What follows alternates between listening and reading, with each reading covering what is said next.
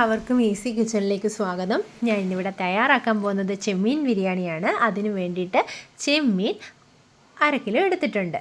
ഇനി നമുക്ക് റൈസ് ഉണ്ടാക്കുന്നത് എങ്ങനെയാണെന്ന് നോക്കാം. അതിന് വേണ്ടിയിട്ട് ഒരു ചരുവത്തിൻ്റെ 3/4 ഭാഗത്തോളം വെള്ളം വെച്ചിട്ടുണ്ട്. വെള്ളം ഒന്ന് ചൂടായി വരുമ്പോഴത്തേക്കിന് ഒരു കറുകപ്പട്ട മുറിച്ചതും 3 ഏലക്കായും 3 ഗ്രാമ്പൂവും ഒരു തച്ചോലവും കുരുമുളകും ഇട്ട് കൊടുക്കുന്നുണ്ട്. പകുതി മുറി നാരങ്ങ പിഴിഞ്ഞു കൊടുക്കുന്നുണ്ട്. 1 ടീസ്പൂൺ ഓയിൽ ഒഴിച്ച് കൊടുക്കുന്നുണ്ട്. സൺഫ്ലവർ ഓയിലാണ് ഞാനിവിടെ എടുത്തിരിക്കുന്നത്. പിന്നെ ഒരു ബേ ലീവ്സ് ഇട്ട് കൊടുക്കുന്നുണ്ട്. പിന്നെ ഉപ്പ് ആവശ്യത്തിന്, പക്ഷെ പൊടിക്കൊന്ന് കൂടി നിൽക്കണം വെള്ളത്തിൽ, ഒത്തിരി അല്ല, കുറച്ചൊന്ന് കൂടി നിൽക്കണം. പിന്നെ വെള്ളം നന്നായി തിളച്ച് കഴിയുമ്പോൾ, ഞാനിത് വെള്ളം ചോറ് വെന്ത് കഴിയുമ്പോൾ കോരി എടുക്കുന്നതുകൊണ്ടാണ് ഏറെ വെള്ളം വെച്ചേക്കുന്നത്, ഇല്ലെങ്കിൽ അളിഞ്ഞു പോകും. പിന്നെ വെള്ളം നന്നായി തിളച്ച് കഴിയുമ്പോഴത്തേക്കിന് അരി നമുക്ക് ഇട്ട് കൊടുക്കാം. ഞാൻ ബസ്മതി റൈസാണ് എടുത്തിരിക്കുന്നത്. നന്നായിട്ട് കഴുകിയതിന് ശേഷം 20 മിനിറ്റ് സോക്ക് ചെയ്ത് വെച്ചതിന് ശേഷമാണ് റൈസ് ഇട്ട് കൊടുക്കുന്നത്. തിളച്ചതിന് ശേഷം ഇട്ട് കൊടുക്കാവും. അത്യാവശ്യം ഒരു 80% വെന്താൽ മതി. വെന്തതിന് ശേഷം ഒരു സ്ട്രെയിനറിലോട്ടെടുത്ത് മാറ്റുകയാണ് ചെയ്യുന്നത്. ശേഷം നമുക്ക് ബിരിയാണി മസാല തയ്യാറാക്കാം. അതിന് വേണ്ടിയിട്ട് കൊഞ്ച് നന്നായിട്ട് ക്ലീൻ ചെയ്ത് നൂലൊക്കെ കളഞ്ഞു വെച്ചിട്ടുണ്ട്. ഇതിലേക്ക് 1/2 ടീസ്പൂൺ മുളക് പൊടിയും 1 ടീസ്പൂൺ മല്ലിപ്പൊടിയും 1/4 ടീസ്പൂൺ മഞ്ഞൾപ്പൊടിയും ചേർക്കുന്നുണ്ട്. പിന്നെ ഉപ്പ് ആവശ്യത്തിന് ചേർക്കണേ. അതും ചേർത്ത് നന്നായിട്ടൊന്ന് ഇളക്കി വെക്കേണ്ടതാണ്. ഇനി ഞാൻ ഇതിലേക്ക് നാരങ്ങാനീര് ചേർക്കാൻ വിട്ടുപോയായിരുന്നു. ഇളക്കിയതിന് ശേഷമാണ് ഓർത്തത്. 1/2 മുറി നാരങ്ങാനീരും കുരുമുളക് പൊടിയും കൂടെ ചേർത്ത് കൊടുക്കുന്നുണ്ട്. എന്നിട്ട് നന്നായിട്ട് ഇളക്കി വെക്കുക. ഇനി സവോള ഒരെണ്ണം ഞാൻ വറുത്ത് കോരുന്നുണ്ട്. അതിന് വേണ്ടിയിട്ട് 1 ടീസ്പൂൺ നെയ്യും ബാക്കി 1-2 ടീസ്പൂൺ ഓയിലും കൂടെ, സൺഫ്ലവർ ഓയിലാണ് എടുത്തിട്ടുണ്ട്. ഇതിലേക്ക് സവോള ഇട്ട് നന്നായിട്ടൊന്ന് വറുത്ത് കോരാം. വറക്കുന്ന സമയത്ത് ഫ്ലെയിം നമുക്ക് ഹൈ ഫ്ലെയിമിൽ തന്നെ വെക്കാവുന്നതാണ്. ഇതിൻ്റെ കളറൊക്കെ ഒന്ന് മാറി വരുമ്പോൾ, ഈ ഒരു സ്റ്റേജ് എത്തുമ്പോൾ ലോ ഫ്ലെയിമിലോട്ടാക്കിയാൽ മതി. കുറച്ചുകൂടെ ഒന്ന് കളർ മാറുമ്പോഴത്തേക്കിനും നമുക്കിത് മാറ്റാവുന്നതാണ്. ഈ ഒരു സ്റ്റേജ് എത്തിക്കഴിയുമ്പോൾ മാറ്റാം. പിന്നെ ഇരുന്ന് അതിൻ്റെ കളറ് ഇച്ചിരൂടെ കൂടും.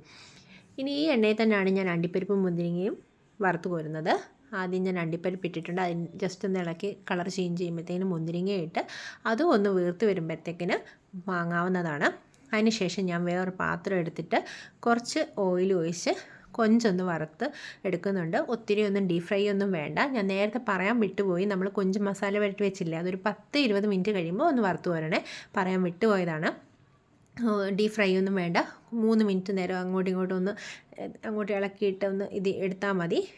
അതിനുശേഷം ഞാൻ 2 സവോള മസാല തയ്യാറാക്കാനായിട്ട് ഒരു പാൻ വെച്ച് നേരത്തെ അണ്ടിപ്പരിപ്പൊക്കെ വറുത്ത് ഊരിയ എണ്ണയിൽ തന്നെ കുറച്ചുകൂടി ഞാൻ എണ്ണ ഒഴിച്ചിട്ടുണ്ട്.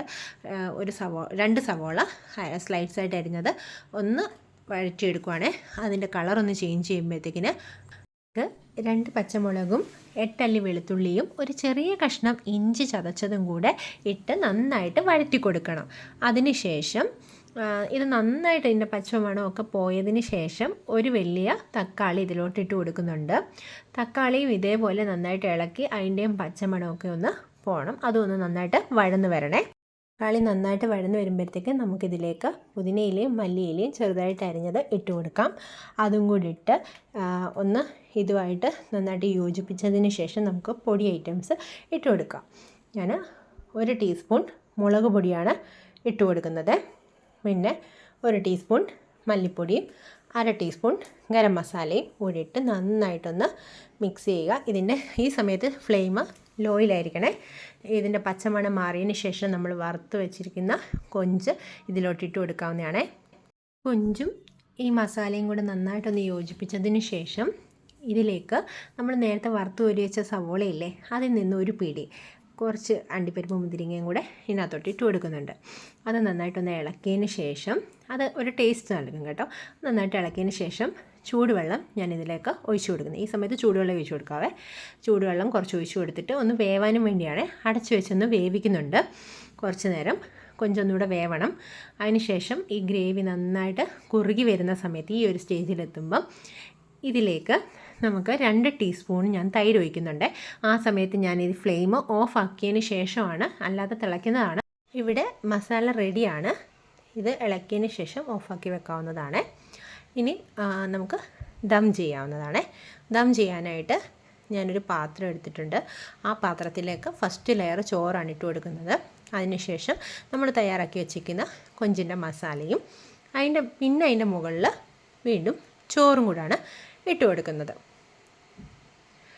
ഞാൻ പിന്നെ ഈ ദം ചെയ്യുന്നത് അതിൻ്റെ ഒരു ദോശക്കല്ല് ഞാൻ വെച്ചിട്ടുണ്ട്. അതിൻ്റെ മണ്ടയ്ക്കാണ് ഞാൻ ഈ പാത്രം വെച്ചേക്കുന്നത്. കാരണം അടി കട്ടിയില്ലെങ്കിൽ ദോശക്കല്ലോ അങ്ങനെ എന്തെങ്കിലും വെച്ചിട്ടേ നമ്മൾ ഈ പാത്രം വെക്കാവേ, ഇല്ലെങ്കിൽ അടിയിൽ കരിഞ്ഞു പോവും. പിന്നെ മൂന്നാമത്തെ ലെയറിലും ചോറിട്ടതിന് ശേഷം അണ്ടിപ്പരിപ്പും മുന്തിരിങ്ങയും എല്ലാം ഇട്ട് മല്ലിയിലയൊക്കെ ഇട്ടിട്ട് അടച്ചു വെക്കണം.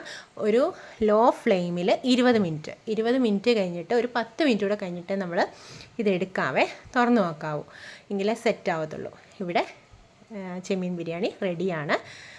എല്ലാവർക്കും ഇഷ്ടപ്പെട്ടെങ്കിൽ സബ്സ്ക്രൈബ് ചെയ്യണം. Thank you.